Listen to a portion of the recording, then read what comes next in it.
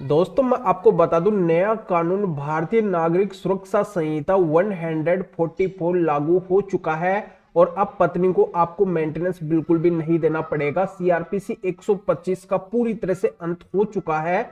125 CrPC में अब आपको मेंटेनेंस नहीं देना पड़ेगा। तो यहाँ पे अब पत्नी के लिए बहुत ज्यादा मुश्किल हो गया है, वो आसानी से मेंटेनेंस बिल्कुल भी नहीं ले सकेगी। पहले आपके ऊपर एंट्री मेंटेनेंस लग जाता था, पर अब यहाँ पे पत्नी के लिए है जो बहुत बड़ी मुसीबत खड़ी हो गई है, उसको मेंटेनेंस लेना बिल्कुल भी आसान नहीं रहा है।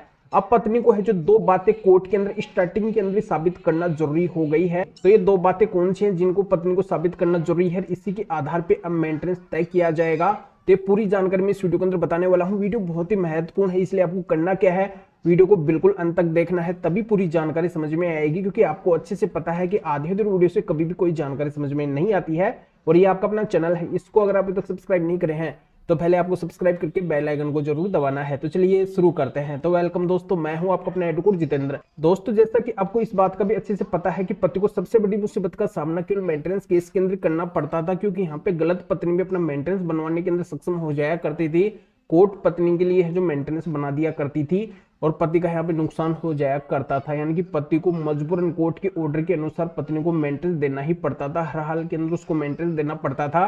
पर अब ऐसा नहीं होगा। यहाँ पे पति के लिए है जो एक बहुत बड़ा प्लस पॉइंट आ गया है, बहुत बड़ा एक ग्राउंड आ गया है, जिससे यहाँ पे पति उस पत्नी को मेंटेनेंस देने से बचेंगे। पुराना मेंटेनेंस कानून 125 सीआरपीसी का पूरी तरह से अंत हो चुका है। यहाँ पे आपको अच्छे से पता है कि अब नया कानून भारतीय नागरिक सुरक्षा संहिता की धारा 144 के तहत मेंटेनेंस का प्रोसीजर चलेगा।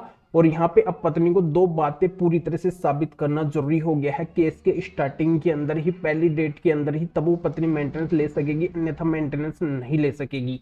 तो इसमें पत्नी की पहली बात क्या होगी जिसको पत्नी को साबित करना होगा, तो पहले पत्नी को रीजन देना पड़ेगा, यानी कि कारण देना पड़ेगा कि उसको मेंटेनेंस क्यों चाहिए। साथ में उसको उस रीजन के, उस कारण के एविडेंस भी देने पड़ेंगे, यानी कि सबूत भी देने पड़ेंगे। तो जो पत्नी कारण देगी, कारण के साथ में एविडेंस देगी, कोर्ट को कन्विंस करेगी, तो पत्नी है जो पति से मेंटेनेंस ले सकेगी, अन्यथा वो पत्नी मेंटेनेंस नहीं ले सकेगी।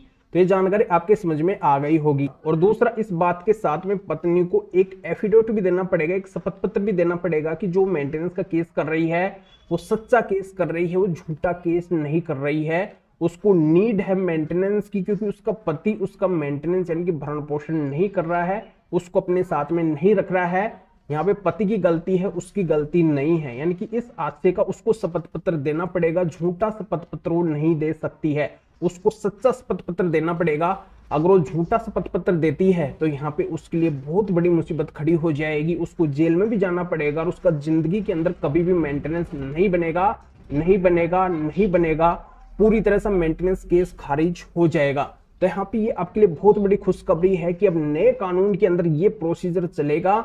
और ये जब नया कानून प्रोसीजर के अंदर आ जाएगा तो इस तरीके से आपको अब बहुत बड़ा फायदा मिलेगा BNSS 144 के तहत, यानी कि नए कानून के तहत अब पत्नी के लिए मेंटेनेंस लेना बहुत मुश्किल हो चुका है और पति के लिए बहुत बड़ी सुविधा ये आ गई है कि अब इस तरीके का स्टार्टिंग के अंदर ही प्रोसीजर चल जाएगा, केस के स्टार्टिंग के अंदर ही, जिससे पति उस पत्नी को बिल्कुल भी रुपया नहीं देंगे। ऐसे प्रोसीजर में पत्नी को बिल्कुल भी मौका नहीं मिलेगा पति से एक भी रुपया लेने का, क्योंकि यहाँ पे केस के स्टार्टिंग के अंदर ही निचोड़ आ जाएगा कि यहाँ पे पत्नी मेंटेनेंस लायक है या फिर नहीं है।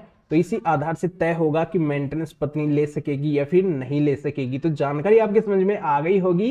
तो अभी आपको करना क्या है, वीडियो को लाइक करना है और शेयर भी करना है, जो और लोगों तक ये जानकारी पहुंच सके। और अगर कोई जानकारी आपके समझ में नहीं आई है, कोई भी आपकी लीगल प्रॉब्लम है, तो स्क्रीन के ऊपर मेरे व्हाट्सएप नंबर शो हो रहे हैं, इसके ऊपर व्हाट्सएप मैसेज करके अपॉइंटमेंट बुक करवा के डायरेक्टली मेरे से बात कर सकते हैं। अपनी किसी भी तरीके की कानूनी समस्या का समाधान मेरे से पा सकते हैं।